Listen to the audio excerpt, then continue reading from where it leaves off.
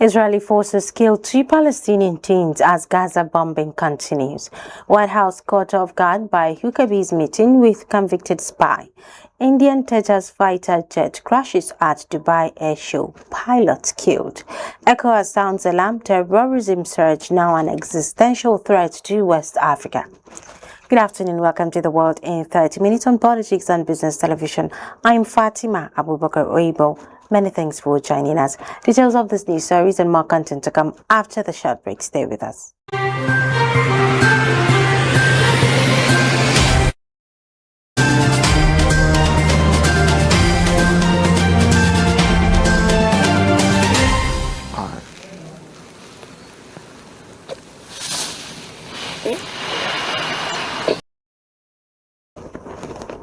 Welcome back. Now the news in details. Israeli airstrikes have continued to strike Gaza, resulting in mounting civilian casualties across the besieged enclave. The ongoing bombardments have targeted various areas, exacerbating an already dire humanitarian situation and raising international concern over the escalating violence. Tensions have also flared in occupied East Jerusalem, where Israeli forces shot dead 2 Palestinian teenagers, 16-year-old Sami Ibrahim Mashaik and 18-year-old Amr Khalid Al-Marbour, during a dawn raid in Kafr Akab neighborhood. Witnesses reported that soldiers conducted food patrols and deployed snipers on rooftops before opening fire, leading to the tragic death confirmed by Palestinian health authorities. The incidents in Gaza and East Jerusalem occur amid a broader surge of Israeli military activity across the West Bank and Gaza Strip.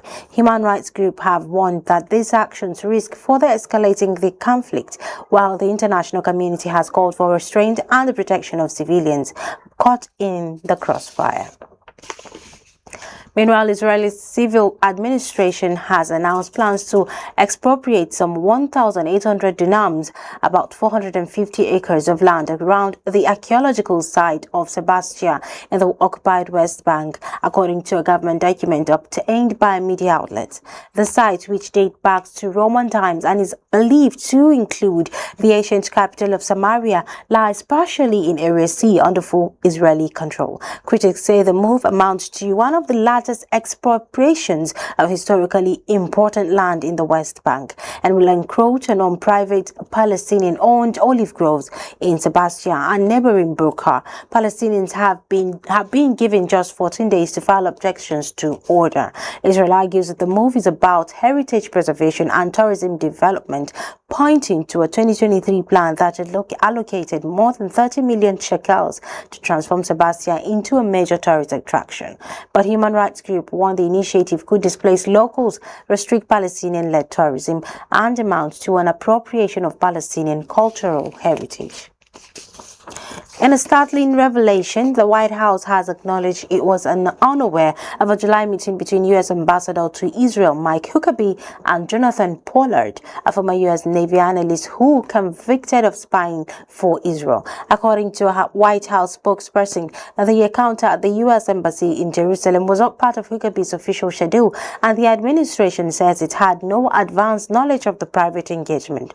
Pollard, who spent nearly 30 years in prison before being paroled in 2015 and relocating to Israel, told Israeli media that he requested the meeting to personally thank Huckabee for his past support.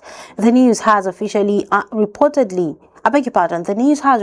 unsettled U.S. intelligence officials, with sources saying the CIA was alarmed by the breach of diplomatic norms. Despite the controversy, the White House reiterated its support for the ambassador, with Press Secretary Caroline Leavitt declaring, and I quote, "The president stands by all that he is doing for the United States and Israel," end of quote. In the meantime, Grammy-winning Fugees rapper Prakazrel Pras Michelle has been sentenced to 14 years in federal prison after being convicted on 10 counts, including conspiracy and acting as an unregistered foreign agent. Prosecutors say Michelle illegally funneled more than $120 million from Malaysian financier Joe Low into Barack Obama's 2012 re-election campaign using straw donors. During his trial, key witnesses included actor Leonardo DiCaprio and former U.S. Attorney General Jeff Sessions. Judge Colin Kotelly ruled that though sentencing guidelines recommend a life term, Michel will serve 14 years, a decision his defense called completely disproportionate and vowed to appeal. Meanwhile, Ukraine has expressed deep skepticism over Moscow's genuine interest in ending the war, following media reports about a controversial U.S.-drafted 28-point peace proposal. Ukrainian officials argue that if Russia truly sought peace, it would not have initiated the invasion in the first place. The leaked draft, reportedly prepared in discussions between U.S. and Russian envoys, includes terms that will force Ukraine to cede part of the Donbas region, recognize Crimea under Russian control, and significantly reduce its military size, all in exchange for vague, robust security guarantees. While Kyiv says it is reviewing the proposals carefully, officials insist any peace must uphold Ukraine's sovereignty, the safety of its citizens, and a just end to the conflict. In another development, Taiwan has officially lifted all remaining restrictions on food imports from Japan, ending controls that had been in place since the 2011 Fukushima nuclear disaster. The move, confirmed by Taiwan's Food and Drug Administration, is based on scientific assessment indicating that the risk of radiation exposure from Japanese food is now negligible. The decision comes amid warning ties between Taipei and Tokyo and follows a public comment period held earlier this year to consider the easing of import curbs. But Taiwan's president also signaled his support by publicly consuming Japanese sushi, reinforcing the symbolic importance of the policy shift in their relationship. As you're watching The World in 30 Minutes live on Politics and Business TV, still to come, Indian Tejas fighter jet crashes at Dubai airshow, pilot killed. Stay with us.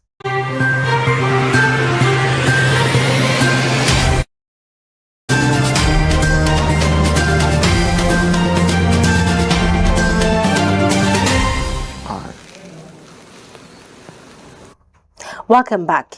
A strong earthquake measuring 5.5 on the Richter scale struck central Bangladesh Friday morning, killing at least 5 people and injuring around 100, authorities say. The quake hit at 10:38 a.m. local time, with its epicenter in the Narasingdi district, roughly 25 to 33 kilometers from the capital, Dhaka. Panic spread through Dhaka as buildings swayed violently and residents rushed outdoors. In some parts of the city, railings and masonry collapsed, resulting in fatalities, including a child and several pedestrians. Many others were hurt during the tremor, with reports of injuries in industrial areas such as Gazipur. The government's interim leader expressed deep shock and sorrow over the loss of life and confirmed that emergency services are working across the affected regions to assess structural damage and help those displaced. Meanwhile, an Indian Air Force HAL Tejas aircraft crashed during a demonstration flight at the Dubai Air Show on Friday, killing the pilot on board.